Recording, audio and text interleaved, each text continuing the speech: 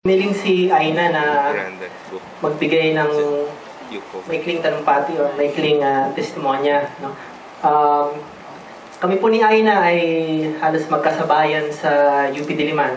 No? At bahagi ng aming pagkamulat na mga batang aktivista pa kami noon ay yung maging nakakasama kami dun sa mga manggagawa, sa kilusang paggawa.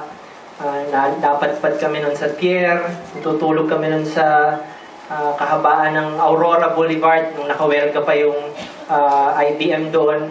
At talagang malaking bahagi ng pagkamulat na yon yung nakikita at kilala si Cabell. At si Aina nga ay maagang umalis ng UP yan at naging bahagi nung Kilusang Mayo 1 nung 90s. No? At hanggang sa maging congressman si Cabell, ay nandoon din siya kasama. Kaya yung nilalaman po ng aklat na yan ay naniniwala po ako malapit na malapit sa katotohanan. Totoong-totoo po dahil nga po sa malalim na pagkakilala ni Aina kay Cabell.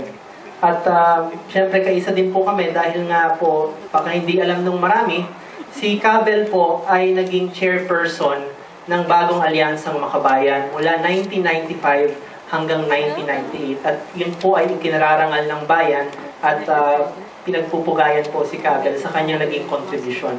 Ang amin pong magiging awitin, isang si Sarah, isang awit ng pag-alala sa buhay. I know. And in your heart. Para kay Aina. Asan si Aina?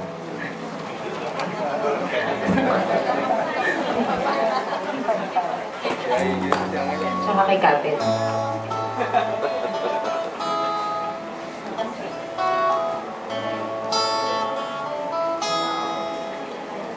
There are places I remember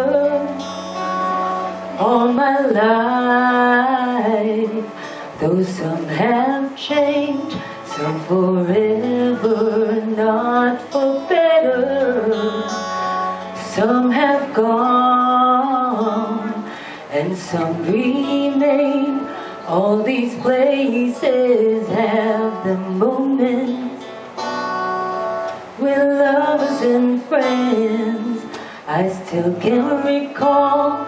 Some are dead and some are living in my life. I love them all.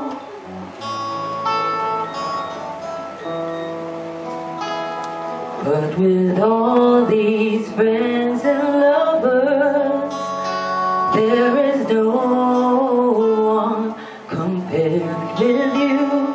And these memories lose their meaning when I think of love as something new. Though I know I'll never ever lose affection for people and things that went before. I know I'll often stop and think about them.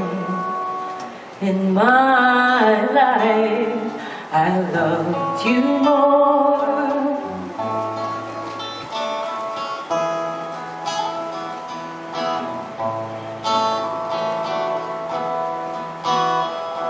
Though I know I'll never ever lose affection for people and things that went before.